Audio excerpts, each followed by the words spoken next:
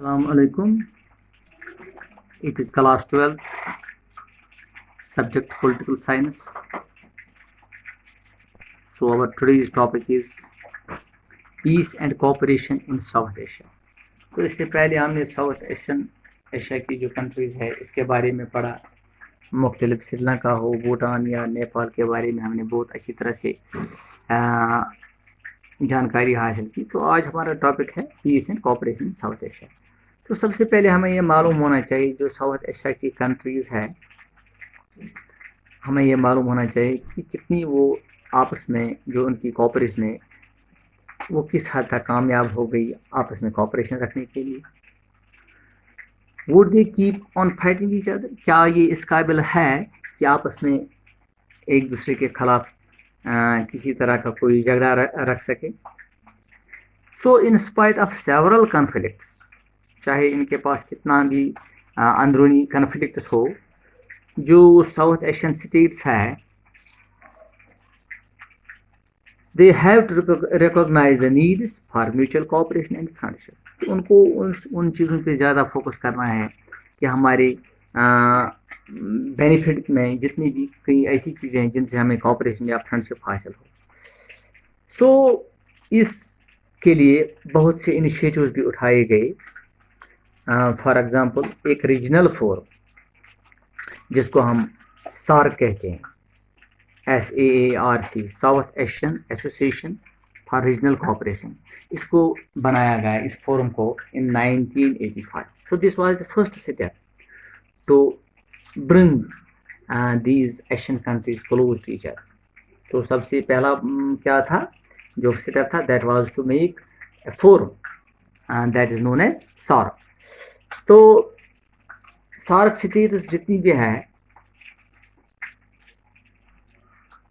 انہوں نے ایک ایگریمنٹ کیا جس کو ہم کہتے ہیں South Asian Free Trade Agreement, SAFTA, SAFTA، South Asian Free Trade Agreement. ایک ایگریمنٹ انہوں نے اس پہ دستخط کیا کہ ہم ایک فری تجارت، جس کو ہم ایک تجارت کے نام سے، ٹریڈ کے نام سے کہتے ہیں، وہ ہم آپس میں فری ایک طرح سے کسی قسم کا کی زیادہ فارملٹیز نہیں رکھیں گے. تو فری ٹریڈ زون جس کو ہم کہتے ہیں for the south Asian region, یہ سب سے پہلا تھا. اور سفٹا کا جو بنیادی مقصد تھا that was to open a new era of peace and cooperation between South Asian states. وہ کس طرح سے حاصل ہوگا یہ کوآپریشن یا پیس؟ وہ کس طرح سے حاصل ہوگا؟ وہ اس طرح سے حاصل ہوگا جب وہ free trade across the borders, یعنی کہ اگر وہ تجارت کریں گے بارڈرس کے آر پار، تبھی وہ ان کے لیے ایک پیس اینڈ کوآپریشن ممکن ہے. تو سفٹا کے جو سفٹا ہے جس کو بنایا گیا، اس پہ سائن کیا گیا 2004 میں، اور جنوری 2006 میں اس کو it was in operation, that was it was brought into effect. اور اس کا بنیادی مقصد یہ بھی تھا کہ لورنگ آف ٹیرفس، جو ٹیکس وغیرہ ہوا کرتا ہے، اس کو 30% 2007 میں 2007 میں کم کیا گیا.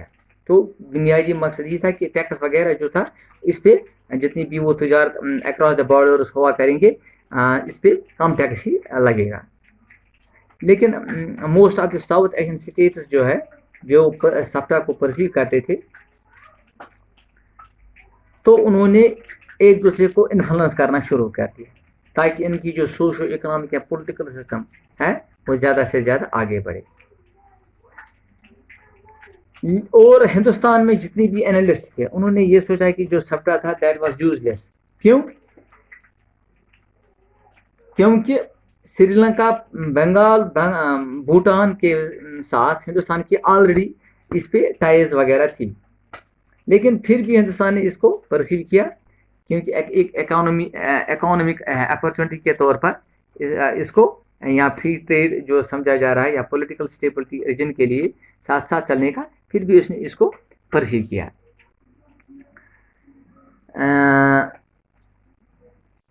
حالانکہ ہندوستان اور پاکستان جو ایشیا کے دو بنیادی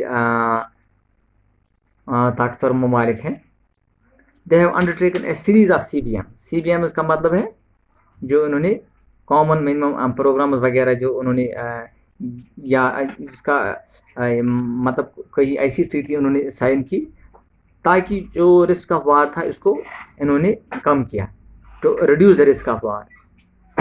اور ٹینشن وغیرہ جو دونوں ملکوں کے درمیان تھا اس پہ بھی عمل پیرا کیا دونوں نے. اور اس کے بعد جو باقی معاملات تھے، مثال کے طور پر بس روٹس کا اوپن کرنا یا ریل روٹس کا، یا ویزا کا جو ویزا کے جو ریسٹرکشنز ہوا کرتی تھی اس کو ایز کرنا، یا ٹریڈ دونوں کنٹریز کے درمیان انکریز کرنا، پنجاب سمٹ یا میٹنگ جو ہوئی دونوں ملکوں کے درمیان ہوئی، تو وہ ایک پازیٹیو اسٹیپ دونوں ساؤتھ ایشیا کے درمیان اس کو ایک پازیٹیو اسٹیپ بھی سمجھا گیا. اور ایسا بھی سمجھا گیا کہ جو کوئی بھی ملک ہے وہ ویکیوم میں ایگزسٹ نہیں کر سکتے، یعنی کہ کوئی بھی ریجن ایسا نہیں ہے جس کو جو کہ ویکیوم میں یا ایک اکیلا پن جس کو ہم کہہ سکتے ہیں اس طرح سے وہ سروائیو نہیں کر سکتے. تو every region is influenced by the major global powers. تو ساؤتھ ایشیا جو ہے اس کو بھی ایک ایکسیپشن کے طور پر نہیں ہم لے سکتے، یعنی کہ جو دوسرے بڑے طاقتور ملک ہیں وہ کسی نہ کسی طرح سے ایسی فورموں کو انفلوئنس کرتے تھے، اور اسی طرح ساؤتھ ایشیا جو ہے اس کو بھی انفلوئنس کیا گیا. مثال کے طور پر چائنا اور U S A they are the key players in this region. حالانکہ ہندوستان کی ریلیشن جو چائنا کے ساتھ تھی وہ امپروو بھی ہو گئی. آج جو ہوا کرتا ہے اس کے بغیر کی میں بات کرتا ہوں پچھلے 2 دہائیوں سے، یعنی 1962 میں بھارت اور چائنا کے درمیان جو جنگ ہوئی اس کے بعد کی بات کرتا ہوں میں، پچھلے سال کے بغیر. تو ان کی ریلیشنز بھی امپروو ہو گئی. حالانکہ چائنا جو ہے اس کو ایک کلوز پراکسیمیٹی، ایک کلوز ہمسایہ، یہ کلوز ریلیشن ہے اس کی پاکستان کے ساتھ. اس سے کیا ہوا، اس سے جو انڈیا چائنا ریلیشنز ہے اس پہ بھی تھوڑا اثر پڑ گیا.